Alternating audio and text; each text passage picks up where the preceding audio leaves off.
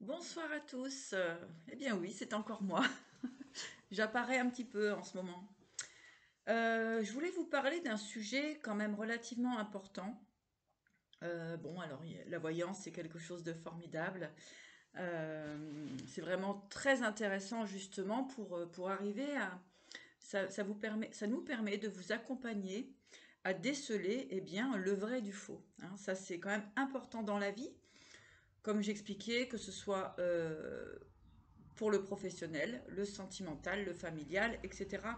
C'est très intéressant de savoir ce qui se trame autour de nous. J'ai commencé à me manifester en tant que médium voyante il y a environ 5 ans, hein.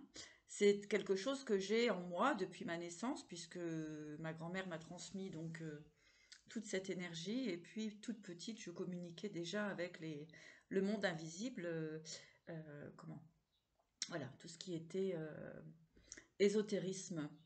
Euh, J'avais un rapport très, très particulier avec, puisque j'ai baigné dedans toute petite et je voyais l'âme des gens. Ce qui m'a créé quand même beaucoup de problèmes dans ma vie, hein, puisque bah, du coup, ça nous permet d'être francs et puis de dire ce que l'on voit, et ça, c'est quelque chose de très important.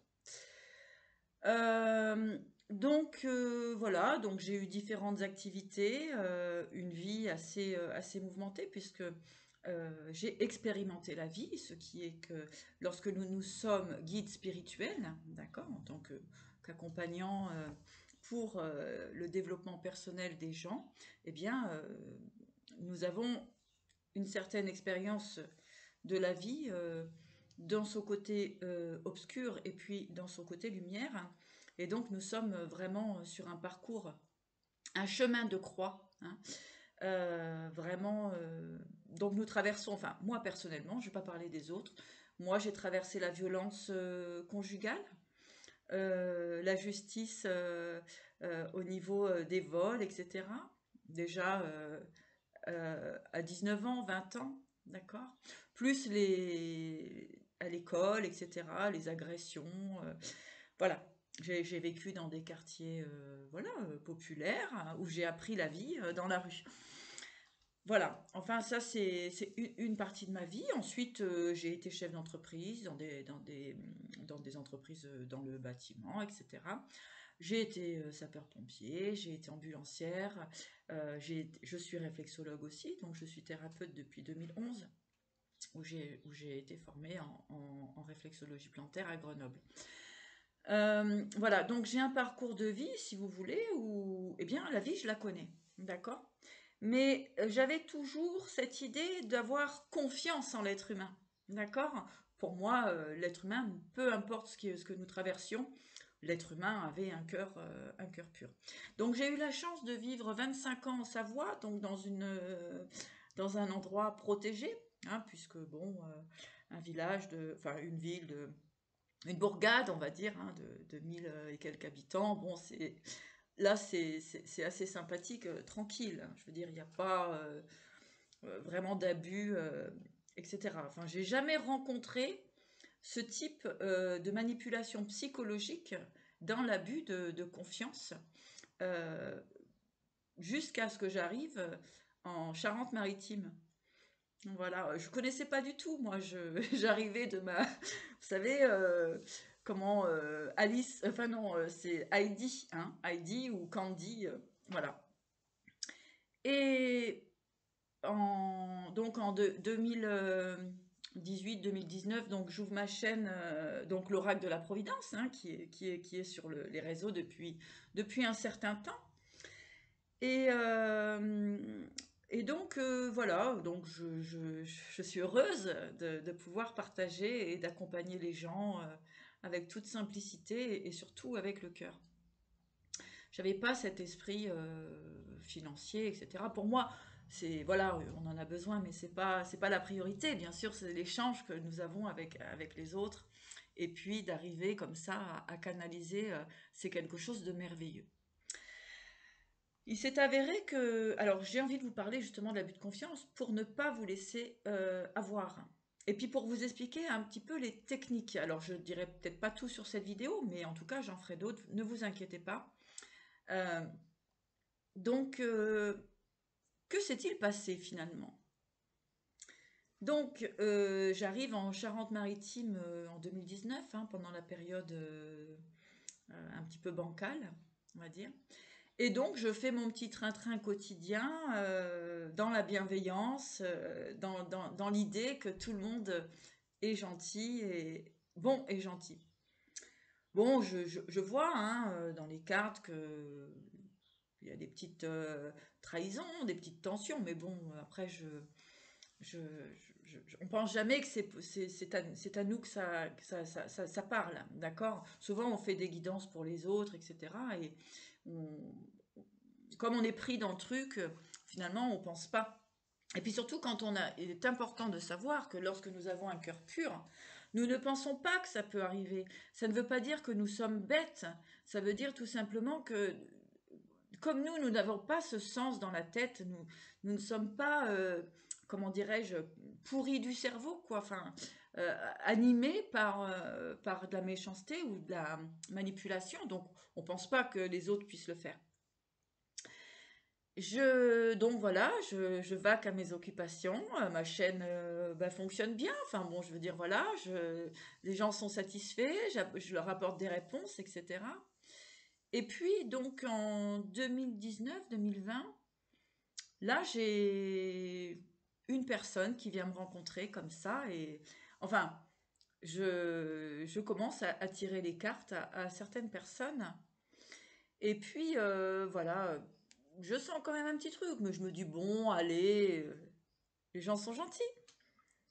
Et puis, de fil en aiguille, comme ça, je rencontre quelqu'un, hein, puisque je suis célibataire, donc voilà, je m'ouvre quand même à éventuellement rencontrer quelqu'un qui peut me correspondre et avec qui nous pouvons construire quelque chose, forcément.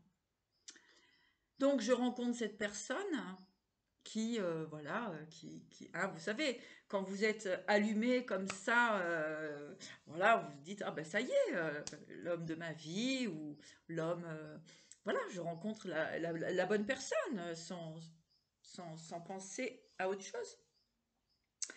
Et puis cette personne, donc, apparaît dans ma vie, vient me rendre visite, et le lendemain, disparaît, et finalement disparaît par sa présence physique, mais est toujours présent dans son énergie.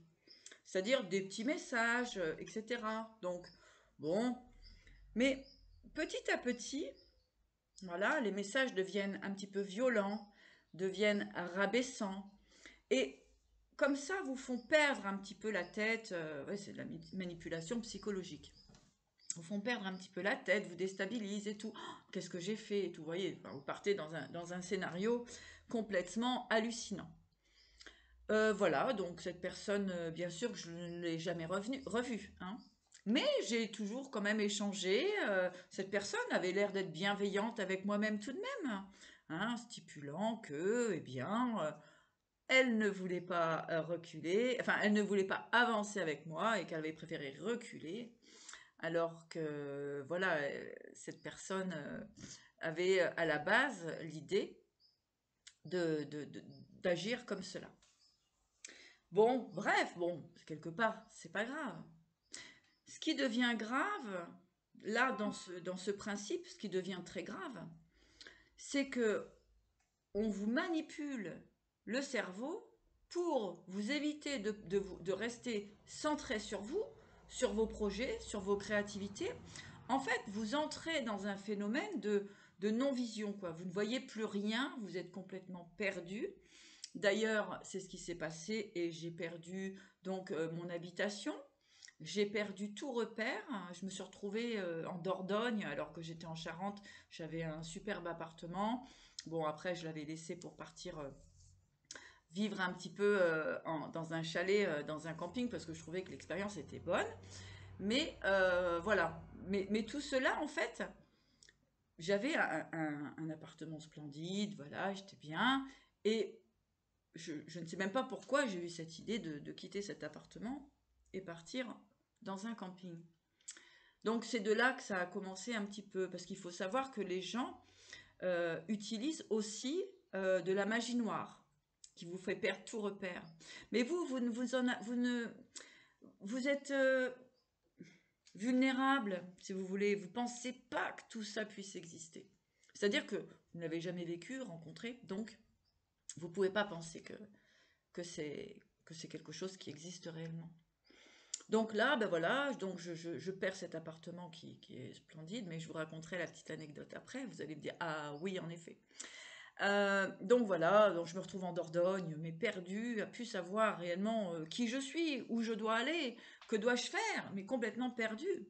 Cet homme me dit, mais toi, comment tu n'es pas médium et tatati, tu vas être apporteur d'affaires. Ah, d'accord, apporteur d'affaires. Ah bon?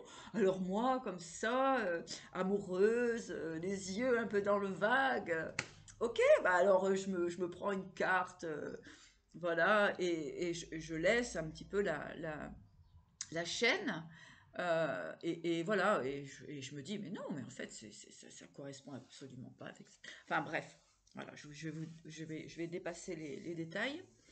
Euh, donc, je continue un petit peu à essayer de garder pied, hein, parce que c'est très compliqué. À ce moment-là, vous êtes dans un moment où vous dites, mais je vais mourir, quoi. Mais vraiment, ce sentiment, parce que vous êtes isolé en plus, mais il n'y a personne autour de vous, vous êtes isolé, vous parlez plus à votre famille, vous pensez que tout le monde est contre vous, etc. Mais c'est un truc de dingue. Euh, et donc, donc je me retrouve complètement larguée, on va dire. Et là, je pense mettre fin à mes jours. Parce que je me dis, mais c'est pas possible, quoi. J'en peux plus. J'avais le cœur qui allait exploser. Puisque cette personne, en fait, de temps en temps, si je lui envoyais un petit message, il me donnait une petite miette, en fait, pour me maintenir dans une forme d'addiction. D'accord? Donc voilà. Et là j'ai l'impression vraiment que je vais mourir. Je me laisse complètement tomber au sol. Voilà, là c'était trop et je regarde le ciel et je dis prenez-moi, voilà, prenez-moi. Et c'est à ce moment-là que la foi est importante.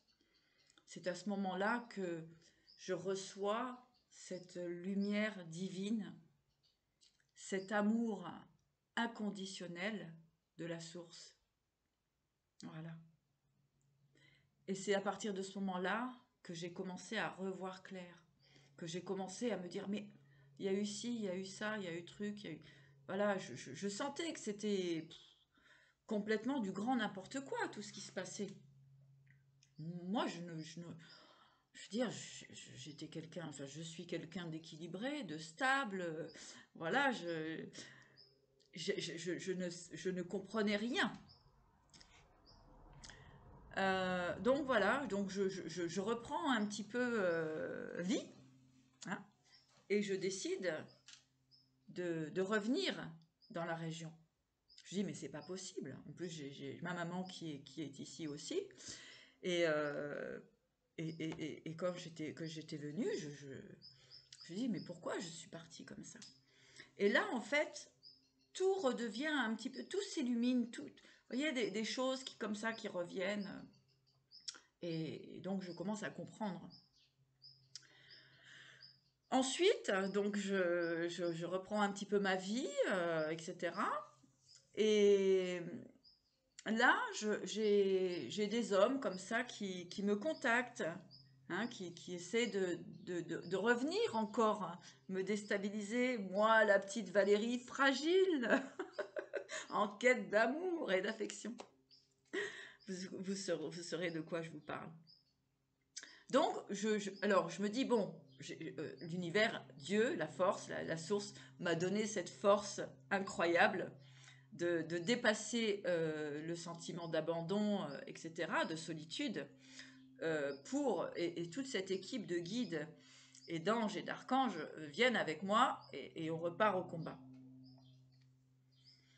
Là, des personnes, voilà, des contes, vous savez, des contes fake, là, etc. Voilà, l'amour de notre vie, tout ça, machin. Bon, maintenant je connais le cinéma, et donc je rentre un petit peu dans leur jeu. Vous voyez? Je rentre dans leur jeu. Pour voir jusqu'où ils sont capables d'aller. Alors, ces personnes sont, voilà, elles nous racontent n'importe quoi. Alors, il y a beaucoup de militaires, hein, beaucoup de militaires, d'inspecteurs gadgets, de tout ça, hein. Vous voyez, c'est incroyable. Hein, les militaires, les inspecteurs, enfin, voilà, les gendarmes. Alors, c'est étrange, pourquoi prennent-ils ce pseudo alors que là, il va y avoir une vraie enquête. Euh, donc, je communique un petit peu avec eux et puis bon, je m'aperçois rapidement que de toute façon, c'est encore une espèce d'organisation de clan, hein, une organisation pour nous empêcher finalement la réalisation.